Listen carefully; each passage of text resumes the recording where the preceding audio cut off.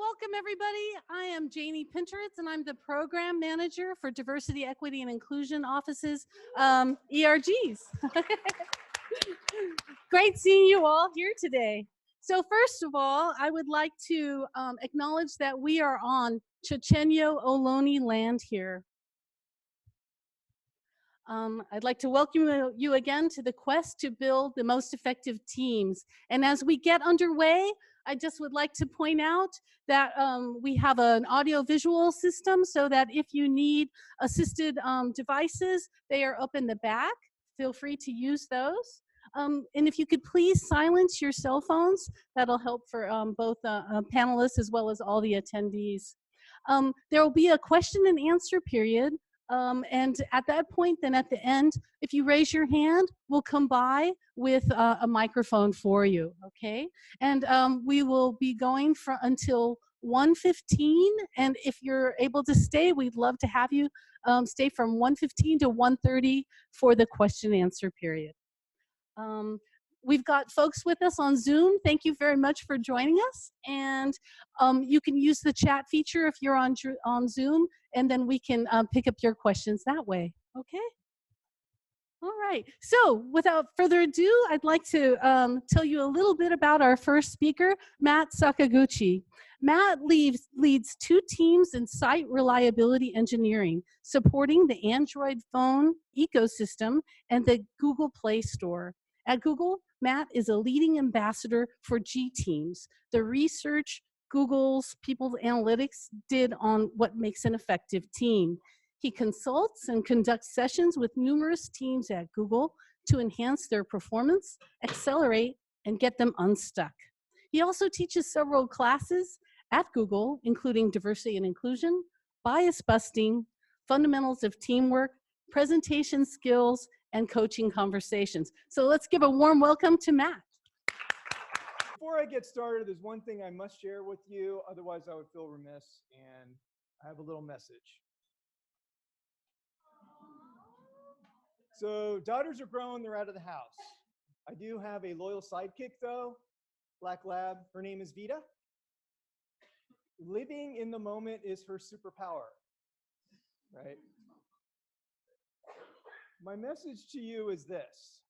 If you don't remember anything else about today, and you remember this, it's all worth it to me. Every single day, today, not tomorrow, not someday, every single day, do something that makes you feel like that. Because tomorrow is a guarantee to no one in this room. Your health is a guarantee to no one in this room. I've got stage 4 cancer. I am not going to be on earth much longer, far shorter than I had envisioned when I was a young man. So when I wake up and I don't have pain, it's a huge victory. If I can walk without a cane, it's a huge victory. But all those things I took for granted when I was younger, I regret. I regret not being able to bike in Italy anymore. I regret not being able to climb. And all those other things I can't do right now because I just always thought there would be more time.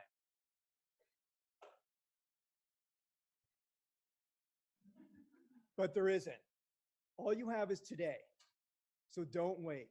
Do something that feeds your soul today. Thank you for coming to my TED Talk.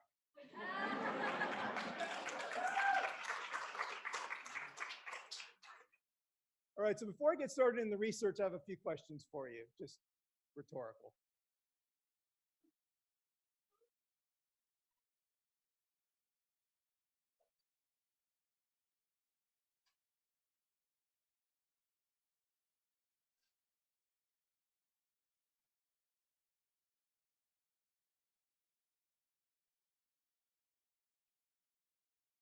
This is really uncomfortable that I can't move. Okay.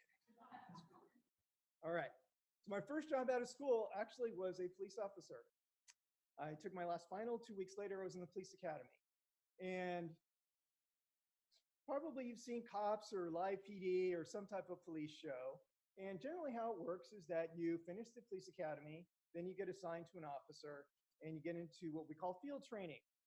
Once you graduate from field training, you get assigned to a patrol team. This patrol team is basically a random mix of officers based on seniority at the department I was at. And so you just end up with random, 8 to 10 officers and a sergeant. And I was the very first Asian hired at this particular police department. So my mom always said, Matt, now you have to do well because everyone's going to be looking to see if you can actually do this job. And I don't want you to do this job anyway. So if you want to quit, you can quit right now. Thanks, Mom.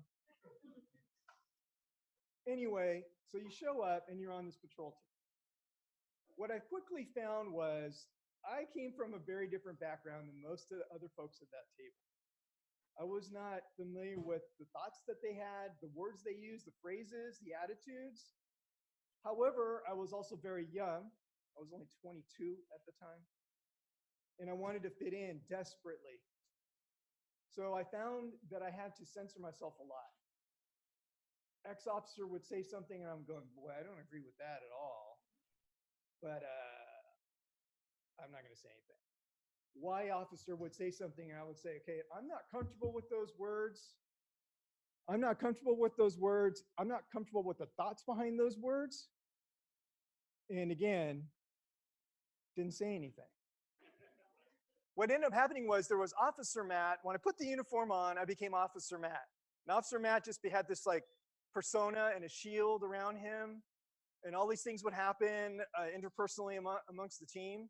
And I would just kind of go throughout my day. Then I would take the uniform off and go home, and then I could relax and be myself. So how many people have been in a similar situation to that? You had this persona you had to play, and then were able to, when you left this environment, you were able to then be yourself. Raise your hand. A lot of people, right? It's exhausting. It's terrible because you don't get to really be yourself. Only the times when you are not at work. And if I had stayed in patrol my entire career, that job probably would have got the best of me. I was not able to say that I was scared or vulnerable or any of my thoughts that were contrary to the norm of that group. Luckily for me, one day a SWAT team opening came around and I tried out for it, and to my surprise, I actually made it. So now I was on the SWAT team. Our first call was a bank robbery that had gone wrong, and now it was a hostage situation. And so for those of you that don't know, if you have trouble as a citizen, you call 911. If you have trouble as an officer, you call SWAT. That's kind of how it works. SWAT, basically, we have special training, special weapons, and we have to have the ability to handle higher risk situations. So we get there, and I'm amongst our team, 12 officers. We've got 2 sergeants. They're hammering out a plan, and we're just waiting around for the plan to come down to us. And police departments are very hierarchical. It's very top down. So we just expected the sergeant to walk over and say, here's the plan, just do it. Right? But what he did was he walked over and said, here's my plan. Tell me what's wrong with it. What did I miss? And that blew me away. Because we looked at him quizzically like, what? Aren't you just supposed to tell us what to do? And he was like, hey, you have to go execute this.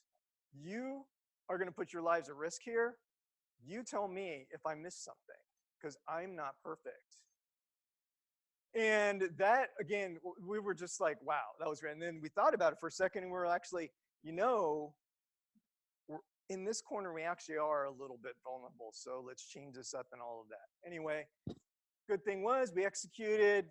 Bad guy went to jail. No one got hurt. That's the main thing. A couple of experiences later, I won't bore you with war stories, but we had one situation that didn't go to plan, and it was a little hairy. I was truly scared.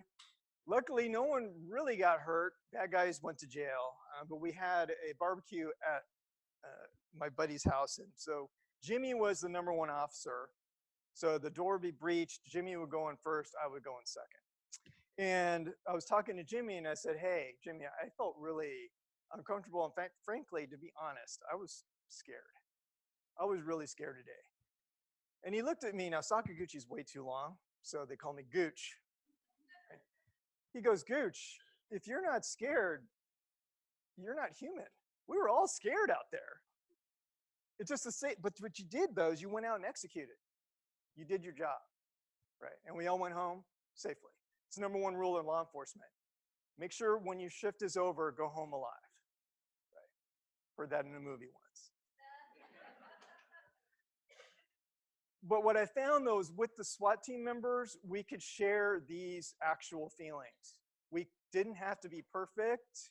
We could say, hey, I'm not so sure about X or Y, and not have this fear of reprisal or being shut down. Completely different environment than patrol, where I had this persona, I would hear these things and just kind of shudder and not say anything. SWAT team was exactly opposite of that. So I share that with you because that really was the first time I experienced in my life where I could really be myself on this team and really be my best. Long story short, couldn't do that job anymore, injury. So I had to do all kinds of other odd jobs. And what I found was that some teams I landed on worked really well. Some teams did not. And I worked a lot of odd jobs, retail, sales, taught myself some networking, IT. I finally got into tech.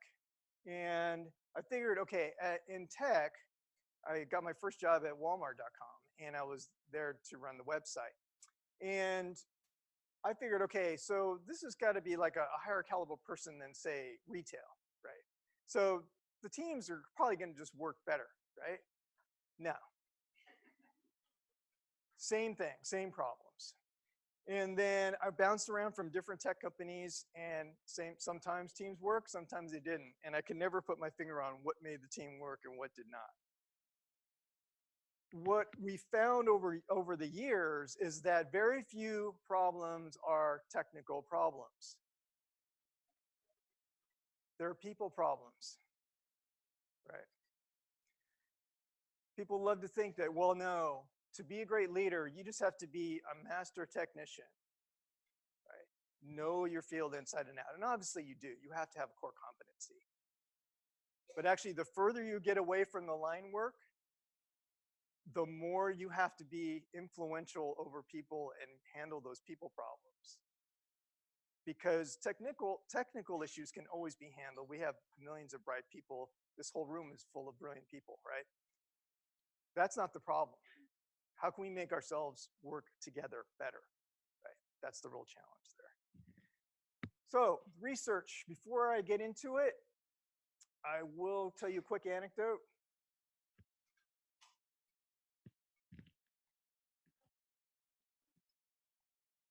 We're a data-driven company. Sometimes we take it a little far. Again, let me give you an example. So at Google, you're never more than 150 feet away from some type of food, right? There is what we call micro kitchens, and they are the kind of the holy grail of the office because that's where you get your tea, your coffee. That's where the baristas are. That's where you can get all your snacks, right? And next to, there's a robot coffee machine. If you want to just push a button and get coffee, that's fine, right? If you don't want to use the espresso machine. And what we do is we have a gallon jar of M&Ms, and you had a scoop and a bamboo cup. And so you would just get some M&Ms, you put it in the bamboo cup and walk away, right? Got to have that 4 o'clock sugar fix or whatever. And we noticed though that they used to be right next to the coffee machine. Then it moved down way at the other end of the counter. Then the next week it was actually below eye level, so you had to go actually try to hunt for it. Then it was all the way away from the coffee machine and near where like the healthy snacks are, like the dried sugar snap peas, the seaweed and stuff. Then they switched the M&M free scoop with those 100-calorie packs. You know those ones with like 7 M&Ms in them? And so we're like, what is going on with the M&Ms? Right. So we get an email from People Analytics. And they said, hey, Googlers, that's what they love to call us there.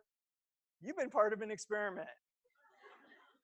And you probably noticed that the M&Ms have been moving around and we switched to those 100-calorie packs. Yeah, we did. Well, by moving the placement and switching to those individual packs, 7 million fewer sugar calories were consumed by Googlers in 1 quarter. And so what the point of that story is that if they care that much about M&Ms, they actually do care about people too, a little bit. Julia Rozovsky is the PI. She's the one that did the research. She was the one in the first New York Times article. I had a little mention in there, but it's Julia's research. So I'm representing her research because she's very busy. But this is the question she set out to answer. Some teams at Google are good, some teams aren't so good. What is the difference? So she asked it along 3 matrices. Now, I have to say that engineering is a hard thing to measure effectiveness because you can't say like lines of code. That's probably not a great metric, right? What about like number of bugs fixed? Well, maybe you wrote a lot of bugs that needed to be fixed. So that's probably not a good one either. So the one baseline is that you have to deliver the results. So if our maps team says, hey, by the end of next quarter, all Yelp restaurant reviews will be included in restaurants you search for in Google Maps, and they deliver that on time, that would be one metric in their favor for effectiveness. But for the purposes of this talk, effectiveness means that you do deliver on what you promise. That is the baseline. But she actually took it one step further. And what she said was, let's ask different levels of people what they think effectiveness is when it comes to engineering teams. And this is what she came up with. So from the executive point of view, not a big surprise. Well, did they do the thing? Right? If they did, great. Then she asked people like me, team leads. We viewed effectiveness in a different lens. Do I have ownership? Am I allowed to have my own vision and goals? Right. What I want my bosses to tell me is, Matt, here's the what. How is up to you. Right. And then she asked the line people. And they said, what effectiveness means to me is the culture of the team. Now, what is culture of the team? All it is a series of behaviors that is rewarded and punished. That's all it is. And over time, there are all these unspoken norms that happen, right? Also, it's tricky because you have to work on it every day. There's no such thing as a neutral transaction. Every time something happens on your team culture is going to go up or down, depending on what happened there. So we have an example of where in the Play Store, we made a boo-boo, and we had to send an email to 1.4 billion of our closest friends. And so we were trying to strategize, like, what do we say in this email? How do we phrase it? And there was a remark, so we're brainstorming. And then there was a remark from, I won't say the peanut gallery, from an engineer who said, just make it look like the Nigerians didn't send it. So some people kind of nervously left, ha, ha, ha, ha, ha. And then I was like, okay, I can't let this go. Is someone going to say something? 1, 2, 3. And I was like, say, Steve, I don't think that quite came out the way you wanted it to. Trust me, the Nigerians are sending those emails anyway, okay? But you probably want to think about that for a second, what the implications were. And he was like, you're right. My bad. Right? And in that instance where if I would have said nothing, the culture would have been down because there was a disparaging remark that was not addressed. But in this case, it was like, oh, actually, it went up a little bit. It's kind of like this. You ever been at a restaurant where they served you something bad, like or something you didn't care for, but the maitre d' noticed? Sir, you didn't eat your steak. Can you tell me why? He goes, well, it was dry or cold or whatever. Oh, that's not acceptable. Please have something else. What would you like on the house and the steak too? Now, what just happened? They served you bad food. Handle it in the moment. What happened? Your perception of that restaurant is now better than it was before they served you the bad food. Strange? Yes. But that's how culture works. Again, it's those series of behaviors that are rewarded and punished. And that's what the line level folks said. And so when you're out there leading your teams, just remember that. That's what's really key to them. So again, I am not a researcher, so I couldn't explain like p-value and all that good stuff. You probably could. But anyway, here's just some stats about the study. It's an actual real study with like a 39-page abstract, and Julia knew what she was doing.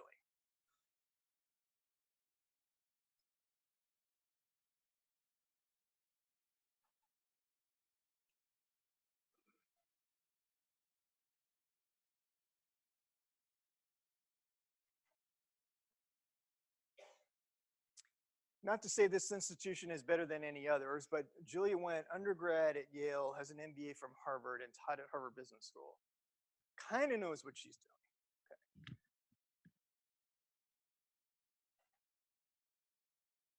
What she thought, actually, though, is that it was going to be algorithmic in nature. Basically, if you could just find like the right mix of people, put them on the team, it's just going to magically work. So here's some attributes they looked at.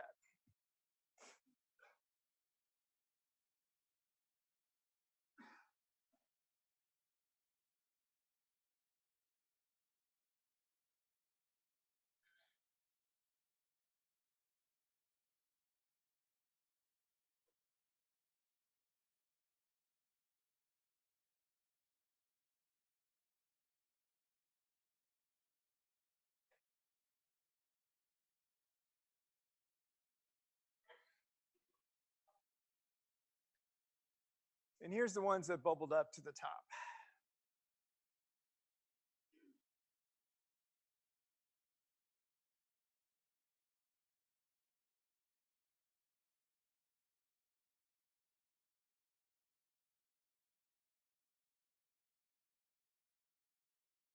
Now, in order of importance, the number one was psych safety.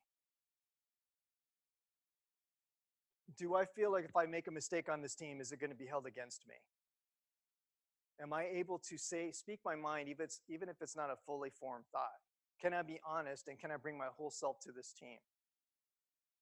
Those are all elements of psych safety. It's not just being nice, okay? It means that you feel safe to fully express yourself. If you have a good level of safety, your employee engagement will go up. If your employee engagement goes up, you will have more innovation and better ideas coming from your teams. It's very key. We'll go into that a little deeper in a minute. Second one is dependability of teammates. Now, obviously, at Lawrence Berkeley Labs, you have incredibly high standards here, as well you should. So if the person next to you isn't going to deliver to that standard, what are you going to do? You're going to try to do more of the work yourself. Well, that scales really well, right? No. So dependability is key, right? It's important. On the SWAT team, dependability was super high because my physical safety depended on what Jimmy did, right?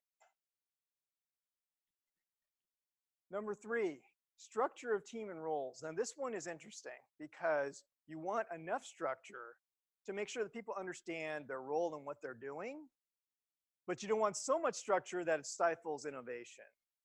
This is one of those where you need enough. You're not trying to get to 100 here. Okay. Some teams need very little. Some teams need a whole lot. Right? Depends. Fourth one, personal meaning. Is your work personally meaningful to you? Not to Lawrence, not to, we're the largest national lab, to you personally. And we have a team at Google called Safe Browsing. They are about 180 people, and their whole mission is to keep bad actors off the internet. Stop malware, spear phishing, viruses, all of those things. To a person, they scored 100 on this. When they wake up in the morning, they are jazzed about, my mission is to protect our users, right? So they're fired up when they wake up to get to the office. Finally, impact. Now, I don't know about you, but most of us probably don't wake up in the morning and say, today I want to work on something that's not important and doesn't matter. So you need to be able to see the fruits of your labor, right? Somehow connected to what's going on. And obviously, I had large organizations, like you have 30 business units, I heard from Lady earlier. I was like, holy crap, it's big. We're kind of big too. So to use the SWOT analogy again, psych safety, was it there? Yep. Dependability, was it there? Yep. Was there a structure? Oh yeah, we all know what we're supposed to do. Was there personal meaning? Yeah, arrest bad people. An impact, do you see that? Yeah. If the right people are going away with handcuffs, then I see my impact. So unconsciously, I had experienced this at a very young age. This is our ode to Maslow. Different way of looking at it.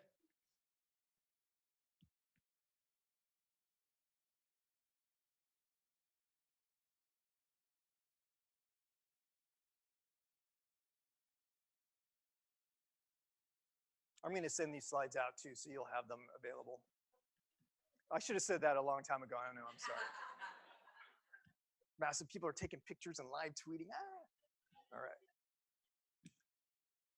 So the takeaway is how a team works matters more than who's on the team. So what we found at Google, and I'm sure at Lawrence to a big extent, is that by default, you have all-star teams, right? Only the cream of the crop gets here. We like to think at Google, only the cream of the crop gets there. Of course, somehow I'm in there. I don't know how that happened, but anyway. But what happens is that means, okay, so you have the best software engineer, you have the best project manager, you have the best product manager, you have the best sales group, you have all these elements, and you put them together. But then what that is an all-star team. That doesn't mean they necessarily work together well. What you want is a championship team. Championship team, everyone knows their roles. Everyone executes to the best of their ability, right? How you work together as a team is far more important than the personnel. That's why at Google we have this big treatise by our SVP in SRE, Site Reliability Engineering, and his thing is, I will not work with jerks, right?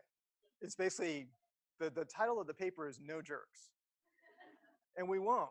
I don't care if you're brilliant and you're as big as like Jeff Dean is the one engineer at Google who came up with, basically he came up with the idea how to monetize search. So the whole reason why Google is as big as it is today is because of Jeff Dean.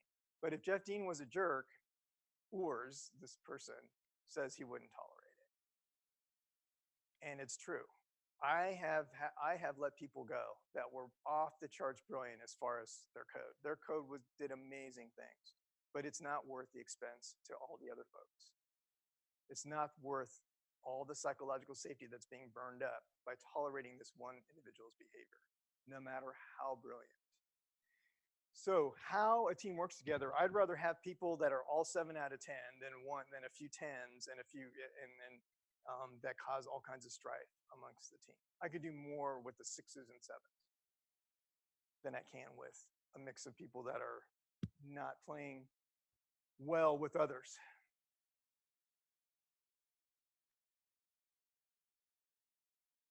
Here's some quotes. Now this doesn't have a very good corollary, I guess, in academia, or research. However, remember when I said that it's hard to measure effectiveness when it comes to engineering, like lines of code and all of that? Well, the nice thing is we do have sales teams, and it's very clear what their metric is, right? Did they hit their number or did they not? And what we found was that safe teams beat their number by 17%. Unsafe teams missed it by about the same amount, actually slightly worse. Now, of course, I can't prove directionality here, right? Are they safe because they hit their numbers? Or did they hit their numbers because they're safe, right? But what we did do is we followed these safe and unsafe teams over 6 consecutive quarters, and this held true. Now, we still can't prove it because I'd have to take Michelle off the safe team, put her on an unsafe team, have a control group, right? So obviously now we're not going to do that. But I believe this is true.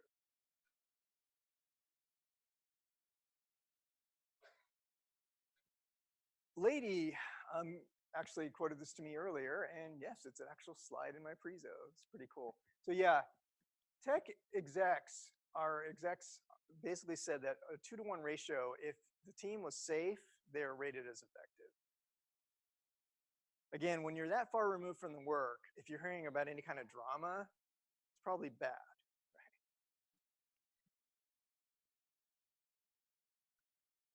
So let's deep dive into psych safety here real quick.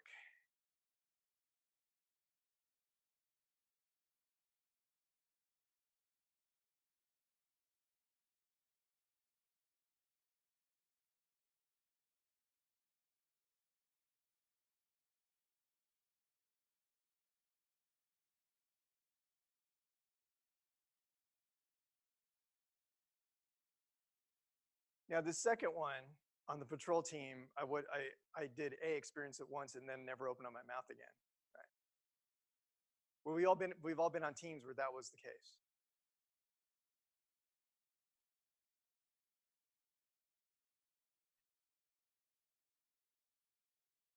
So we break it down even further. 3 elements of psych safety that we talk about. Do I have a voice? Do I have a seat at the table? Do I feel like I belong? Right. Do I trust the other people at that table? And can I be my whole self at work? Right. If you have those 3 elements, you're going a long ways towards psychological safety. So a big difference between diversity and inclusion. Diversity is inviting all kinds of people to your party. Inclusion is making sure every single one of those people has a great time. And it's that second bit that's where a lot of us fail.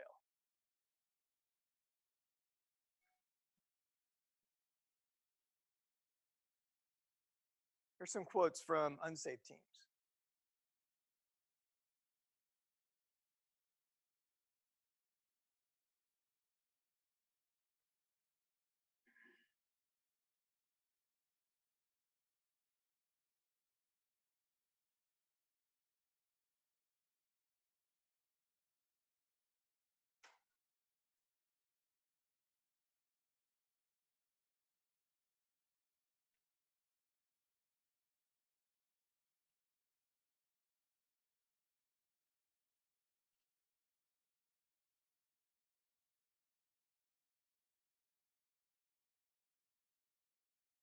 So the third one's an interesting one. You're all here because you can get results, right? And so your success is tied to the fact that you have consistently gotten great results. So of course you're going to continue that behavior because you're here and you want to do well. So then why do this psych safety thing? Because why does that matter now? Because as long as I get results, who cares, right? I hear that a lot. The expense is high, and you're actually leaving a lot of talent on the table if you don't have psych safety. Multiply your results by 10x, and that's what you would get if you move from an unsafe team to a safe team.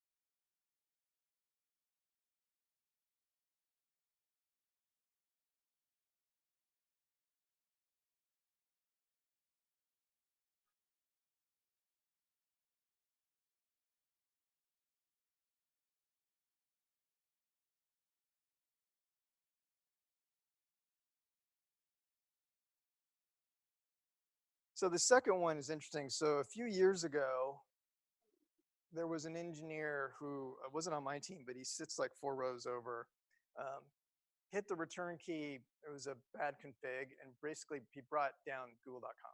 We were globally down.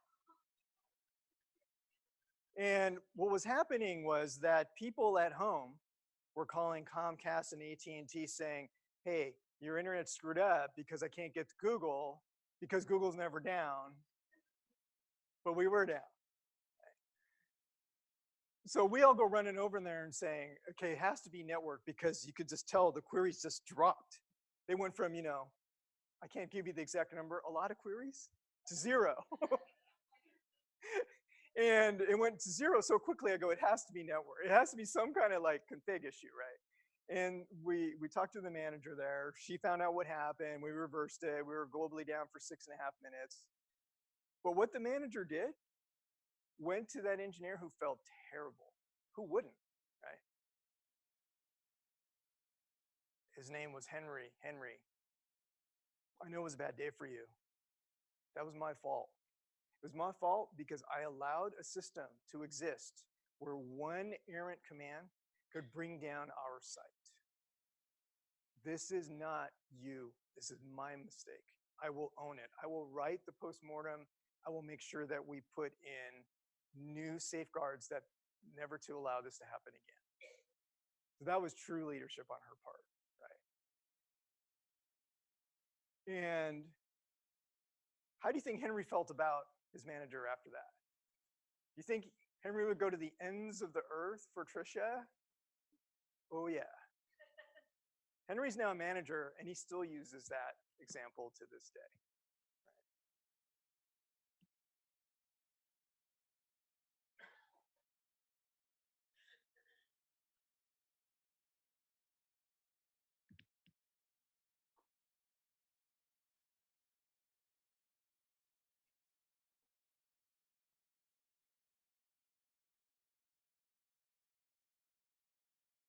So these are all direct quotes from team members about the culture on safe teams.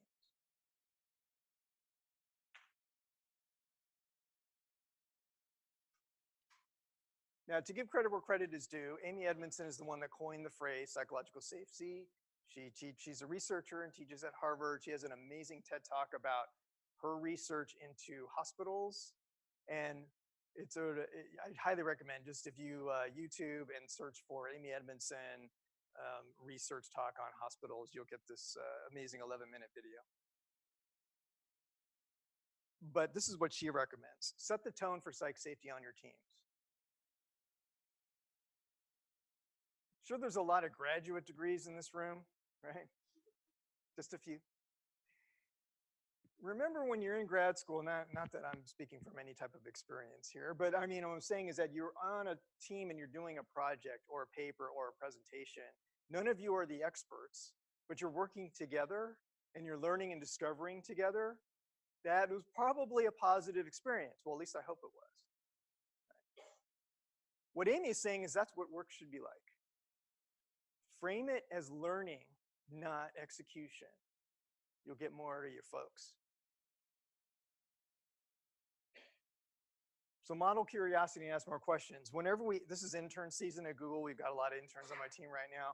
So the one thing I do in the meetings, I go way out of my way to ask a lot of questions. Wait, what was that acronym? Wait, what does that mean? How does that work? It does two things. One, it says that asking questions is okay. Second is that the people that have to answer those questions are now empowered. Simple trick you can do. Admit you're not perfect, right? That's the SWAT sergeant. Hey, I came up with this plan. Tell me what's wrong with it, right? So my whole thing is, I tell my folks, I go, I have this evil plan. Here it is. Poke all the holes in it you want before I present it to our director, right? And you know what? They do. Sometimes a little too brutally honestly, but I'd much rather have that than the other way. But what you're doing with these things is you're basically saying, hey, we have these ambiguous, hard, intractable problems to solve. None of us have been there. This problem hasn't been solved. That's why we're working on it. So we need every single one of your contributions in order to make this work, period.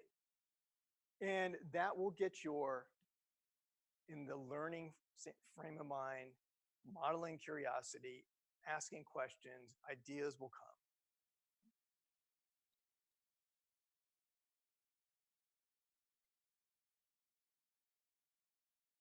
So remember, it's how a team works together. It's the how matters much more than who.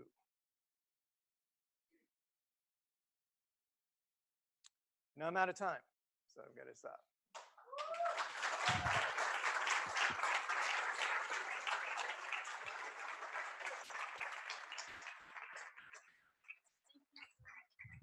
Thank you so much, Matt. Okay. We're all good with that? Okay, and next we're going to have Michelle. Michelle has more than 13 years of professional experience focused on leadership development, consulting, training, coaching, and cultural transformation. She's designed and facilitated the Collaborative Leadership and Psychological Safety course at the UC People Management Conference, UC Santa Barbara, and UC Riverside. She developed a facilitator certification program that focuses on collaborative leadership and psychological safety, designed at the UC Riverside People Management Certificate, and implemented the UC-wide Management Development Program at UC Riverside. So let's give a warm welcome to Michelle. Okay, so I'm going to be talking to you a little bit about taking a little bit of a deeper dive based on the research and some of the discussion that Matt provided with us today. But I also want to talk to you a little bit about my experiences with implementing some of the research which Matt shared with all of you. And so I want to kick it off with a quote. And what I love about having a learning mindset, as you heard Matt discuss, is that you have these opportunities to really think about how you would do it differently. And, you know, to Matt's point, nobody died when we implemented psychological safety in this collaborative leadership course at UC Riverside. So we were okay, even as we made mistakes. And so with that being said, I want to take a moment for you to look at this quote.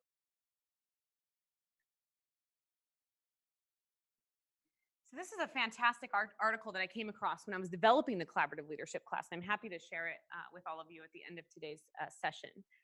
But this really got me thinking. And as we were developing the collaborative leadership class, we were trying to fix the culture. We're trying to change the culture based on its present state. And what we realized as we were going through that is that people care more about the culture of their team than they do about the culture of their organization.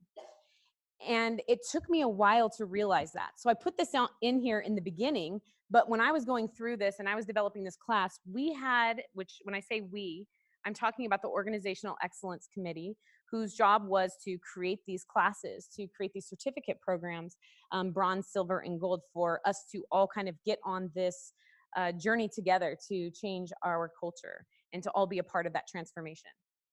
And I realized now, looking back, that it wasn't about the organizational culture. It was actually about the culture that existed amongst every single team. And that impacted every single person that came into my class. People walked away and had different feelings when they walked away. So I want you to think about this as we talk about not just organizational culture. Yeah, sure, that's what gets people there. You know, when you think about, you know, Google has created a fantastic organizational culture that they're able to market to people. But what really matters is what happens on the team that you're on.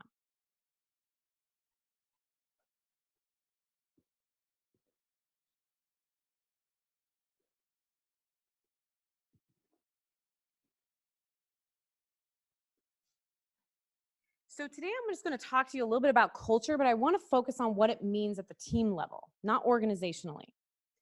In addition, I'll talk to you about my collaboration efforts and the one question that most people asked as they left the class was, yeah, but how? And some final thoughts as well. So we all want to have a collaborative environment. The research shows that collaboration will lead to innovation and allow teams to flourish. But what we find is that when we are not intentional about creating our environment is created, whether we like it or not. So when left to inertia, the immediate demands sometimes leads us to becoming a part of a culture that could be attributed to being a culture of putting out fires, right?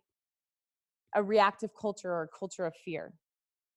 So your culture is manifesting itself whether you realize it or not at the team level. So a culture, your culture on your team is a combination of what you permit and what you promote.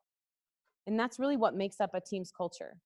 And it's interesting because you will quickly adapt to the culture that you are in, especially if you don't feel safe, whether you agree or not. And so I have to tell this really quick funny story. When I first started working over at UC Riverside, all my experience was in the private sector. So it was my first time being in the public sector. And I came and I would kind of do things, you know, ask for forgiveness, not permission. I thought that was okay, but not so much. Because what I found was that people would have conversations with me and say, oh, no, but we're very hierarchical here. That was the conversation I had in different ways, but over and over again. Oh, no, Michelle, slow down. We're very hierarchical here. And what was really interesting is that instead of saying, well, why, or, well, is that necessary? The next person that started working there, I took them under my wing. And the first thing I said was, hey, we're very hierarchical here. This is what we have to do. so you don't want to stand out when you're trying to understand the environment that you're in. And so you quickly adapt to that environment. You don't want to be the outlier, and you're not given the skills, or you don't really know what that looks like if you decide to speak up or be the outlier. And so you quickly adapt to the culture you're in, whether you like it or not. So we knew, the Organizational Excellence Committee, that we had to take a proactive approach, and we knew that the people that were in their organization were in a very hierarchical organization and were used to operating a certain way. So we knew that we had to be very intentional and proactive if we wanted to change the culture and how we operated. And so when we designed and we decided what would our culture look like, we didn't just do this in the dark. We actually had sent out surveys, we had work groups, we asked for participant feedback. And in that feedback, all of them were saying, we want to be able to collaborate more. We want to collaborate. And so we knew our foundational course had to be something around collaboration. And so we decided to create a collaborative leadership class and came across Google's research on how to build the perfect team. So we incorporated that research into the first class that we rolled out to the campus. And a couple of the pieces that we really wanted to focus on was about situational humility. We also wanted to create this culture of respect. And most importantly, we wanted to get people in a place where they could practice and promote psychological safety. And according to Amy Edmondson, which Matt has quoted, in order to do that, you really have to practice and promote curiosity, compassion, and your commitment to creating the environment that you want. Because each of us owns the environment. Each of us owns our work climate. And in fact, by doing nothing, you're currently contributing to the current state. So that's something to really take a step back and think about. It's up to all of us, not just the positional leader. We can't just look to the person above us, but we need to look beside and below and start to have this type of conversation and ask ourselves, what type of climate do we want and what do we need to do to create it? So you'll see this curiosity, compassion, and commitment kind of woven throughout the rest of this presentation as we talk about, well, how do we do it? How do we create psychological safety?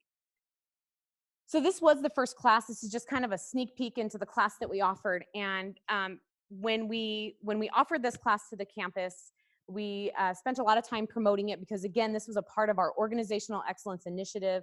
And people that finished this class and 3 other courses, they would be a part of the select group that would receive the bronze certificate, and we did badging and all of this good stuff to really get people excited about, hey, it's all of our jobs to change the culture and to be a part of that change.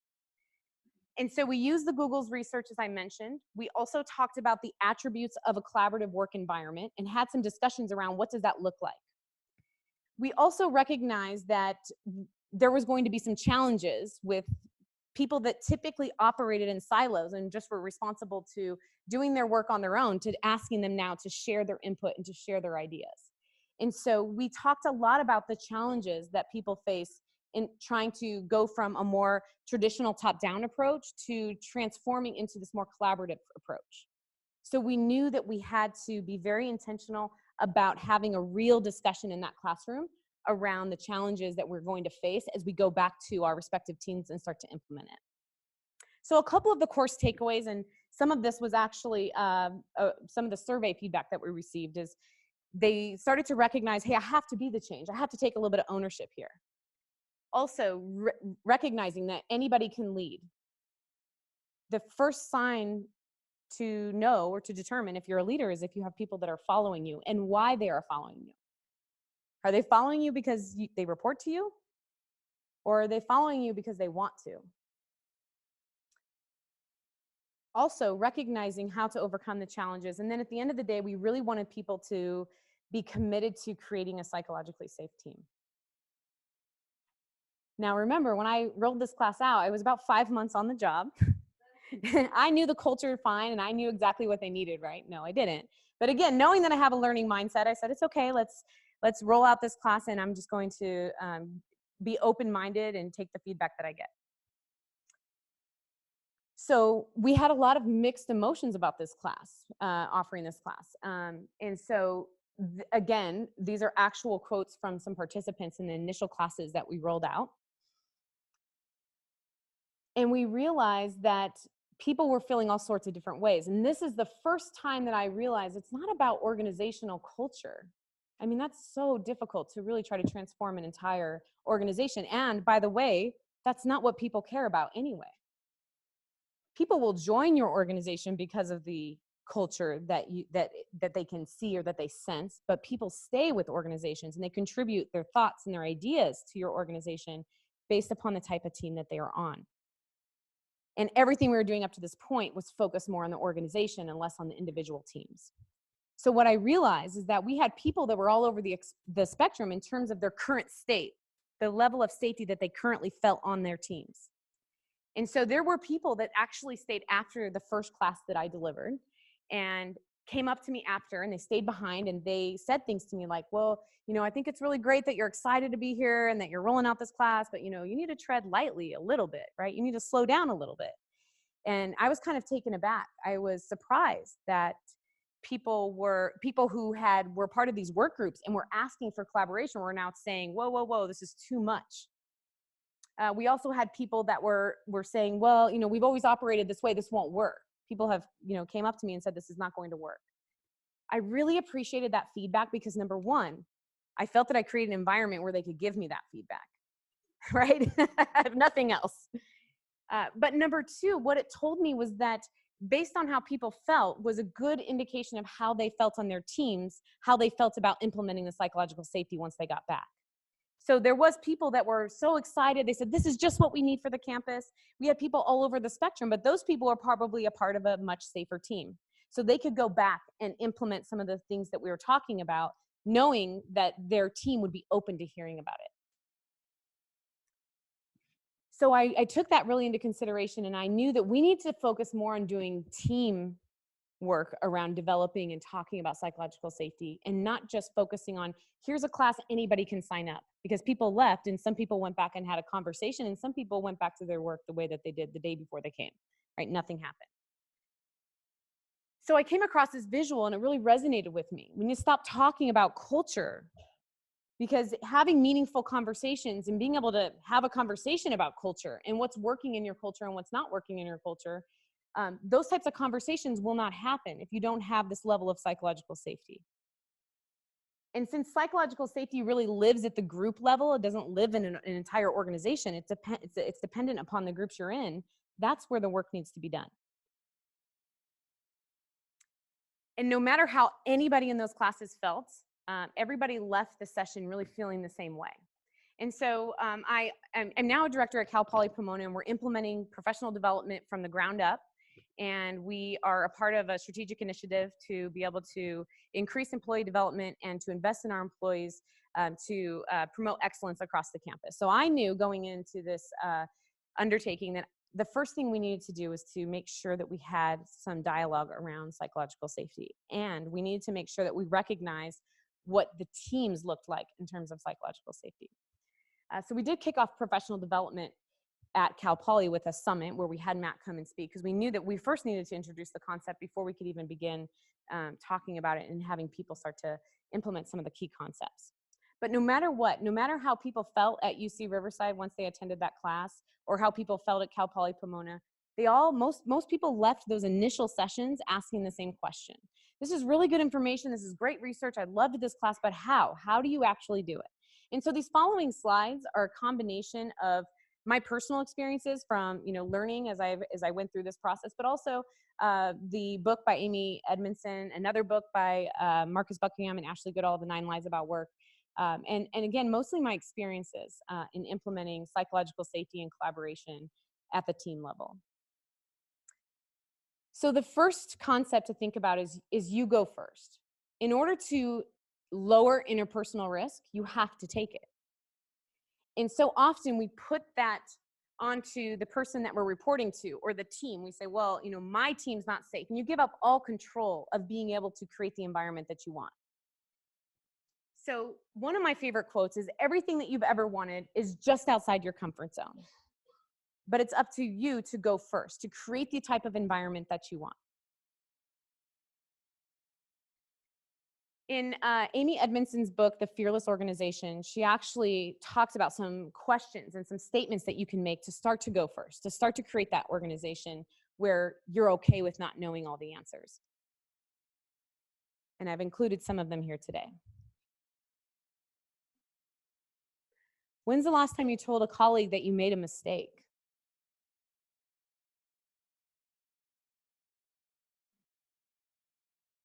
And for those of you that have direct reports, when have you asked that direct report to teach you?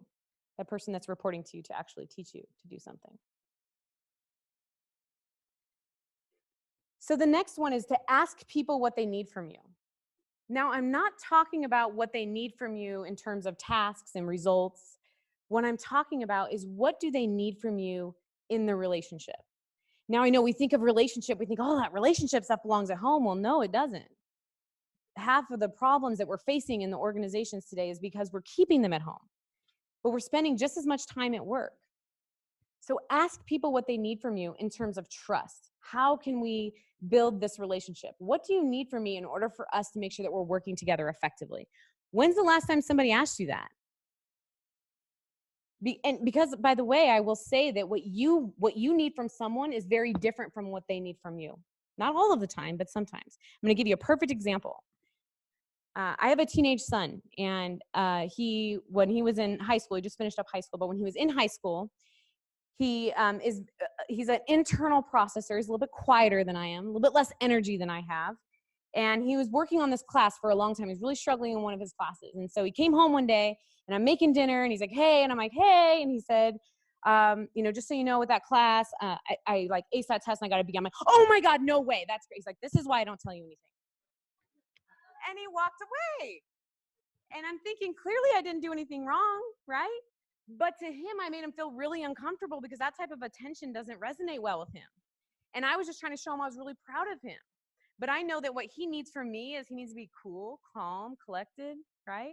Say, hey, good job. But I was just so excited and overtaken with joy that I got a little bit Michelle on him.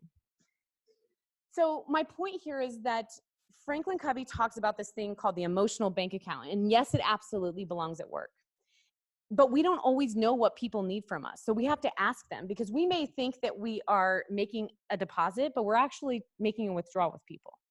So we need to ask people, what do you need from me in order for us to work together effectively? What do you need from me in order for us to complete this project in a timely manner? You may not care about being on time to a meeting, but the person you're interacting with probably does. And when you don't know what that person wants from you, you're basically treating them as if they're like you, and they're not. The next one is people have the answers. It's up to you to ask the right questions. And I think Matt touched on this as well. It's the beauty of asking people those questions to not only empower them, but to truly try to understand their perspective and where they're coming from. And to tell them that you're in the room for a reason and I value what you have to say. So another one of my favorites is don't ever tell someone what you can ask them. If you say it, it's an opinion, but if you get them to say it, it's a fact. So I have to tell one more story quickly about my other son, who now he's 7 now, but this is when he was 4. And I think everyone in this room can relate, whether you have children or not. If you have a nephew, or if you've been to a pool, you could probably relate to this story. So when my son, and when most kids, they jump in the pool and they're playing around, right? And they get out and they go to the end of the pool. And then as soon as they get out, what do most kids do? Run, right? And so I'm over at my parents' house. My dad's there. He's a Vietnam vet. There's lots of rules when you go to his house. And so he's there, and all my kids, I have 5, by the way, and they're all running around, and they're getting out. And my littlest one's getting out, and he's running. And my dad says, Dot, stop running. Like, stop running. Keeps going, and I'm just kind of watching it all unfold. I've been in professional development, so I'm learned to be curious about the situation. And so finally, my dad looks at me, and he says, are you going to do anything about this? Because he just kept running, right? And I said, okay. I'm like, watch this. We were half joking, right? So I go up and I grab him. He gets out of the pool and he starts to run, and I grab him by the arm and I get down to his level. I said, hey, buddy, what does Papa keep telling you to do? And he said, stop running. I said, okay. And why do you think he's telling you to do that? Well, because he doesn't want me to fall. I'm like, you're right. But what happens if you do fall? I'll get hurt. You're right. You're going to get hurt. But what happens if you fall and it's really, really bad? I'm going to get bloody. And I'm like, yeah, and if it's really, really bloody, what is going to happen? I have to go to the hospital and get shot? I'm like, you're right. Thank goodness. I'm also, don't ever, when Papa's telling you to stop running, it's because he doesn't want you to have to get a shot and be really bloody and go to the hospital. He looked at me, petrified. And I said, okay, are we good? He said, yeah. And my dad looks at me, shakes his head like, I don't know what you're doing to that child. But this is the important part. So he gets out, right? He goes and starts swimming again. And we're both kind of watching to see how this will all unfold, right? And he gets out, he goes to the edge of the pool, and he gets out, and I kid you not, he went like this, and then he went. And I looked at my dad, and I said, booyah! So I share that story with you because I know we're not a bunch of 4-year-olds, but if you really get people to think they know the answers. I mean, he knew why he shouldn't be running, yet he wasn't listening because we were telling him what he needed to do rather than asking him and helping him to understand the importance of not running, right? And so it's so important to engage people by being curious, being compassionate in what they share with you, right? And being committed to not telling somebody what you can ask them. Empower people to say it, because if people are thinking it, it's one thing, but if people say it, they really get on board with what it is that they're saying, and they can start to formulate their thought more fully. Assume positive intent. Yeah, let me guess. You all assume positive intent, right?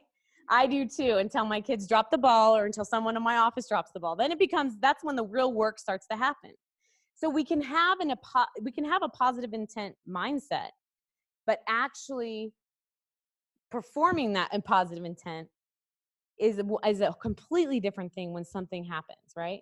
So I can say I assume positive intent, but the minute something happens, let me guess, I've done it before. Oh man, that person dropped the ball. Now what are we going to do? Right? So we need to start to think about having solutions, right? Rather than focusing on all the problems. And this is a mindset. It's not really a behavior at all. It's the mindset that really determines how you show up every single day. And how you show up every single day will determine the results that you get. So this is the see, do, get model, which is also taken by Franklin Covey. But I think it's a fantastic model because in most organizations, we focus so much on the behavior, right? So if we're not getting the result that we want, we try to change the behaviors, but their mindset is the same. You're not going to get lasting results unless you try to ask questions to determine what their mindset is. What are they thinking? So if you think your leader has bad intentions, right? They're no good. They have bad intentions. You're going to behave in a way that reinforces what you think, right? And then when you behave in that way that reinforces what you think, you get the results that only reinforces the paradigm that you have. So you need to start to ask yourself, how can I have a mindset of assuming positive intention? The next time things go wrong, how can I be more curious? And how can I learn from this rather than trying to point fingers and decide who's to blame? And this is a quote by John Maxwell, which is another one of my favorites. But people don't care how much you know until they know how much you care. So I know that probably every single one of you in this room is probably smarter than me. But I can say that I care passionately about this because I leave 5 kids every single day. And it's not like I have a choice to be at home, but if I'm going to be away from my kids, I need to be doing something that matters. And it's so important to make sure people understand that you care about their cause and you care about your own cause before you're going to tell them all of the things that you know. Once you share and demonstrate that you care about your team and you've asked those questions to try to see if you can empower them to come up with the answers on their own, once you've done all of those things, then you create this common respect and you create this safe space by being curious, by being compassionate, and by being committed. Once you do those things, you create an environment where you're going to build your own credibility because you've demonstrated that you care about the people that you serve. And then lastly, what we have found has helped us as we begin to socialize the collaborative leadership course, as well as this whole idea of psychological safety as we're working with intact teams, is a couple of things. We have begun offering follow-up sessions where we talk about group norms, because oftentimes the way we are operating in our teams, we're operating under these unspoken norms that are influencing how each of us behave. So we've done these group norming sessions, and then to socialize that learning or to keep that learning alive, we have used different types of tools. And I think the most important thing here is to use some type of tool that works, that can allow you to continue to have this dialogue and these conversations. because you're probably all across campus. You're probably in different places. Some of you in this room, I'm assuming you don't know each other, but you share this commonality of wanting to build these psychologically safe teams and wanting to be more innovative and collaborative. And you can't have innovation and collaboration if people don't feel safe to bring their whole selves to work, and if people don't feel like they can share a thought that's not completely formulated. So this tool allows you to continue that discussion whether you're in the same room or not. And there's a lot of different tools. I know at UC Riverside, we used Yammer, and it was a great tool where people would ask questions. They say, hey, we have this process that we're using here and it's not really working. Do any of you have any thoughts or ideas on what you do? And then there would be a string of comments, and people would start implementing new policies in their departments based upon the feedback they were getting from all of these different groups across the campus. In addition, they were sharing other follow-up articles and information on psychological safety. So we all had this commonality of wanting to build this environment, and we use this tool to be able to talk about it across the campus. So I want to leave you with this quote.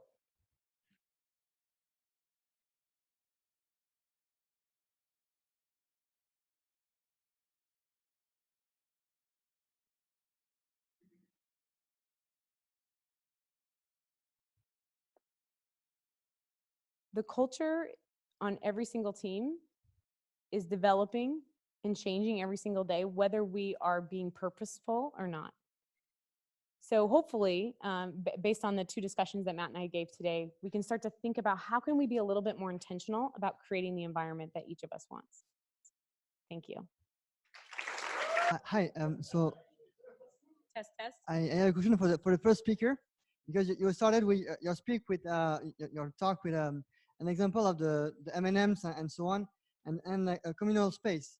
And it seems that in building a team and the culture, there is all the ancillary things that happen, like having a spot with food, clothes, seems to be important. So could you elaborate on this and the effect and what at Google is done to make sure that teams cohere outside meetings and so on, as it often happens? Yeah, it's an excellent question. So one of the attributes they studied was actually co-location. In other words, if the engineers and the product managers and the project managers and then the SREs, the site reliability engineers, were the ones that deal with production. If they're co-located in the same office where there's these communal spaces and people will just walk by and have like casual chats, Larry and Sergey's idea, this is our founders, Larry and Sergey's idea was that, yes, this kind of magical thing would happen, but what the study found was it didn't really matter. It didn't matter at all. It didn't matter. I mean, sure, the micro kitchens people do gravitate because we're humans and we want the stuff, but as far as co-location of teams and like a communal space, we try to create those in our offices for our employees' well-being, but we found that it didn't have any impact at all on effectiveness.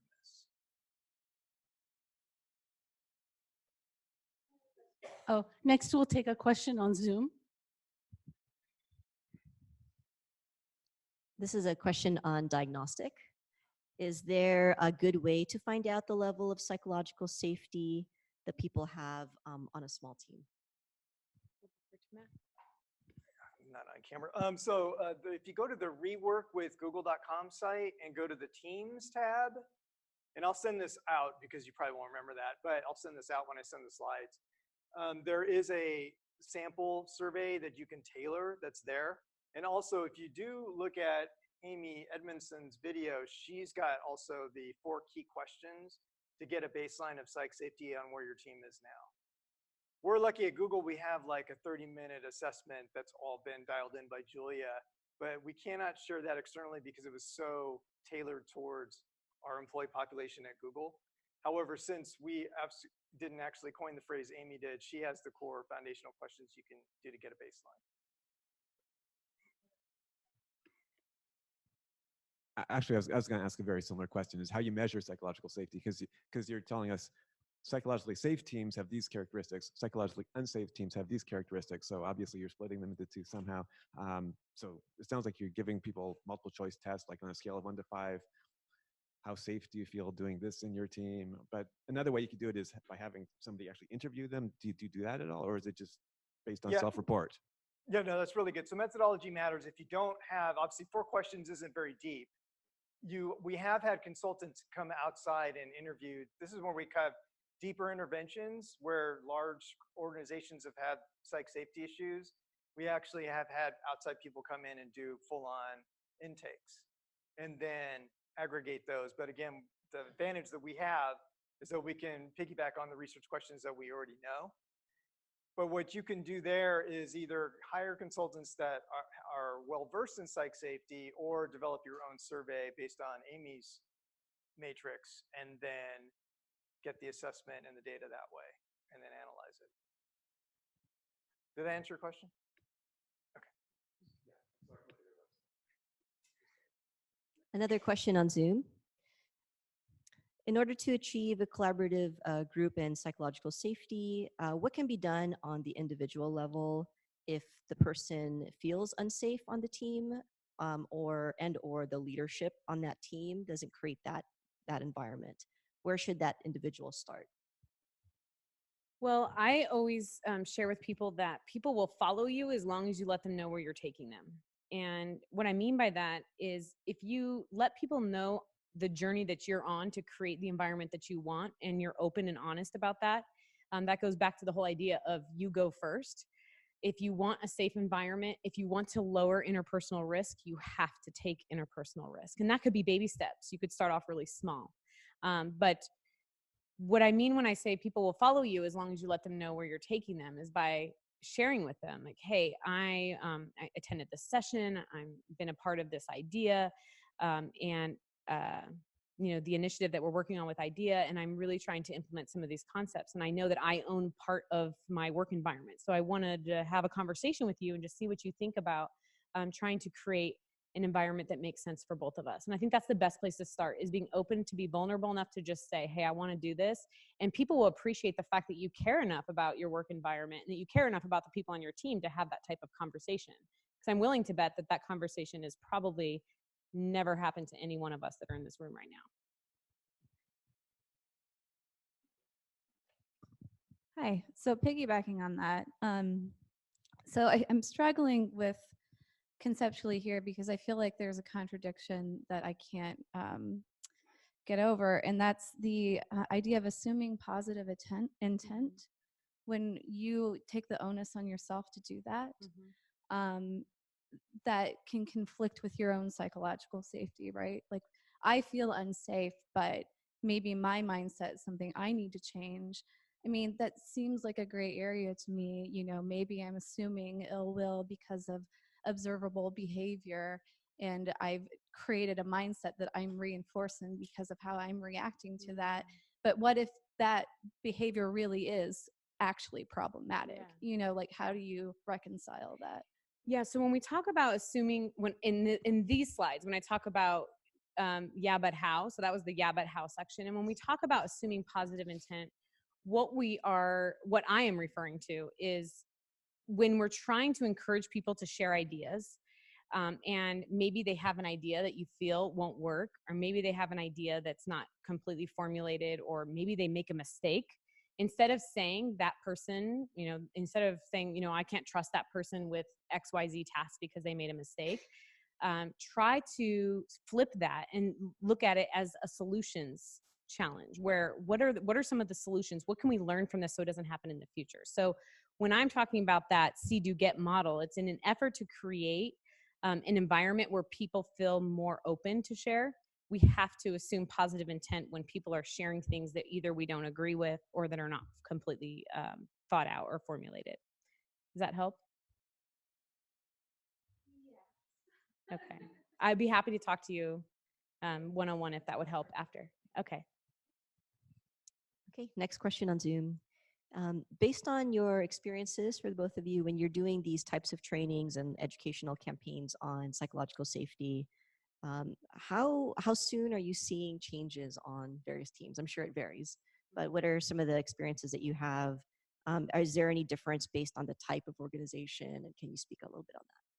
Yeah, so I'll speak from my experience, and I'll turn it over to Matt to share his experiences as well. And as I mentioned, when I first got to UC Riverside, the first thing we were supposed to do is create this collaborative leadership class. So through that journey, there was a lot of learning that took place, meaning that we didn't do it right. You know, we didn't do it 100% right.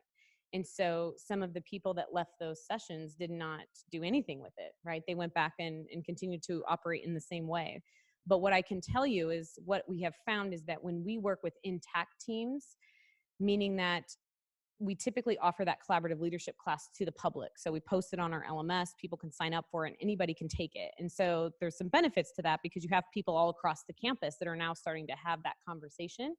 But the downfall to that is that person that's in the room then leaves very excited about collaboration and about psychological safety, but they go back to the team that they were on the day before. And they don't yet have the tools to be able to have that conversation on how do we do this as a team. And so I think I can say that it happens more quickly when you kind of get on board as a team and you go through this process as a team where you start to have these conversations, you go through these trainings, and you start to hold one another accountable to speaking this type of language that we weren't speaking in the past. So the intact team route is a route to go to start to implement psychological safety in a quicker way. But I can say that in the general sessions, it was hit and miss whether people went back and just kind of continued operating the way that they were, or people started to be those outliers and say, hey, we need to change this. But more people just kind of molded into the environments that they were already in. Yeah, and how much time? So it's really, it depends on the type of team and depends on where the team is. So I have had teams where I'm working with one on Thursday that they are great when things are going great, but when they disagree, it becomes very uncivil very quickly. So I'm basically teaching them a class on healthy disagreement, how to disagree without being disagreeable, which sounds like, it sounds fairly basic, but that team does not have it at all. I've interviewed all of them, and it's just like they need to get to some type of baseline with, you have to be able to disagree and be civil and still be cordial and professional, and it's okay to have tensions. But just like in a relationship, tension and conflict can actually be a very good thing if it's handled correctly. Tension and conflict will actually bring you closer together. And so some teams embrace that right away. And then the change is fairly instantaneous. I've been working with one team for 6 quarters. So what is that, 1.5 years now? And they've kind of moved from like A to B. They're just, it's plodding along. It's still better than it used to be. But the engineers are very skeptical. It's like, I've been successful doing this certain way to do this certain thing. And so what's in it for me to change? And just getting them to understand that being a certain way actually does have dividends and a payoff that they can realize. What I'm finding though is that it's starting to pick up speed with that team. So a lot of times, if you want instantaneous change, the only real way is that if you have a level of base psychological safety, is do what I did with one of my teams, which is just have them share something about themselves that they don't know. Okay, and it doesn't have to be some deep. And obviously, what I did is I shared them about my health challenges. But it doesn't take an ailing manager, right? Don't go out and get stage 4 cancer and then now I can really instill the psych safety, right? That's not obviously what I'm saying. But once somebody has shared something is either small or large, you can never look at that person the same way again. And you also realize that it's like, you have no idea what people are going through. People pass me every day and they don't know that I'm as ill as I am, right? People go, oh, you're just some regular dude out there, right?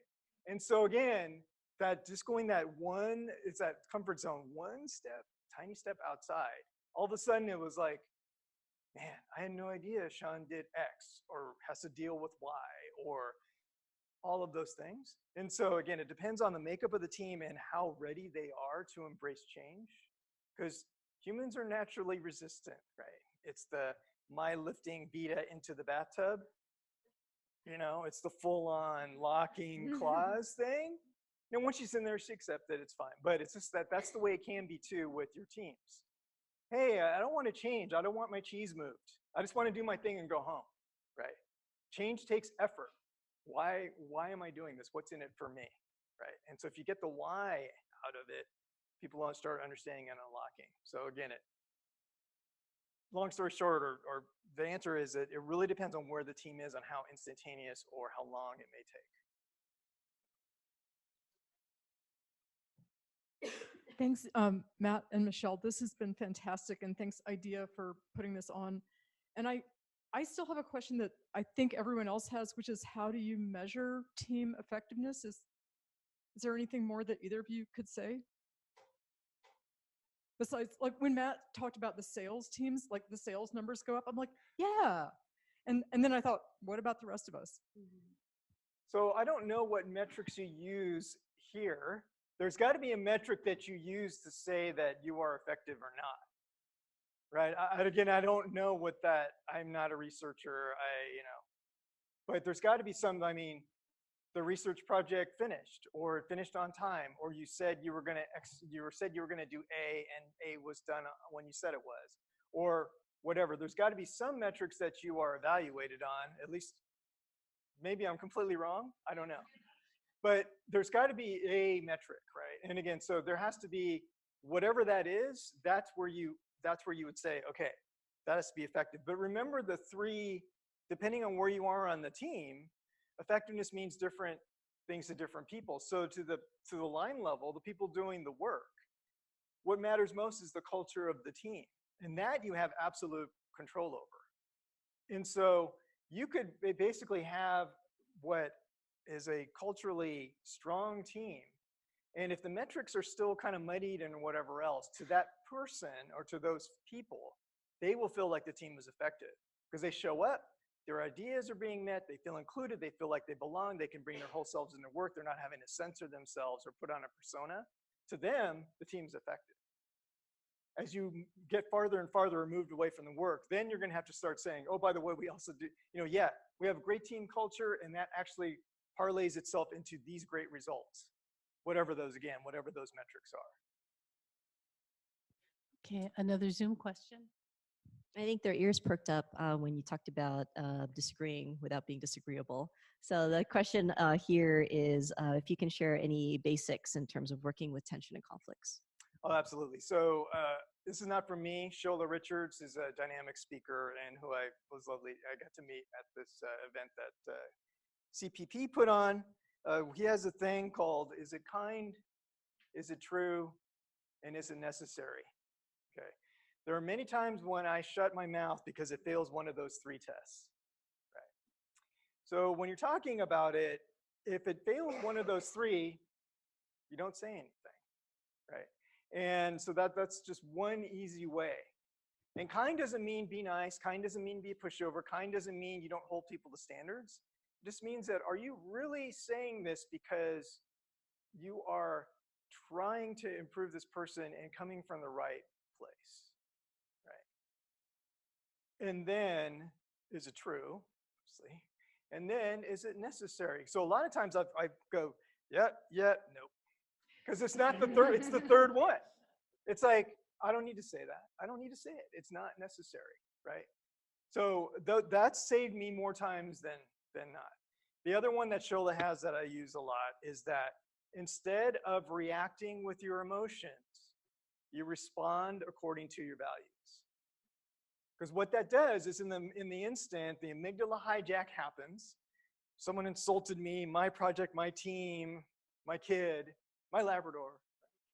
Amygdala hijack, all these fiery emotions come along. But if you slow that down, take a deep breath and go, am I reacting emotionally or am I responding according to the values that I believe in and live every day?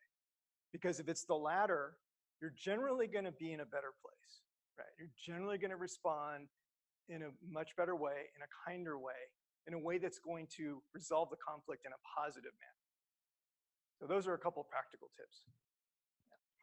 Okay, well, it's clear there are many more questions for you and a desire to hear you speak than we have time for. But let me just say thank you so much to both of you. We're really grateful for you to spend your time with us. Thank you, everybody here, as well as a shout out to Strategic Communications and the Creative Services Office. So keep a look online. We'll have the link for you to be able to review or pass it on to your colleagues.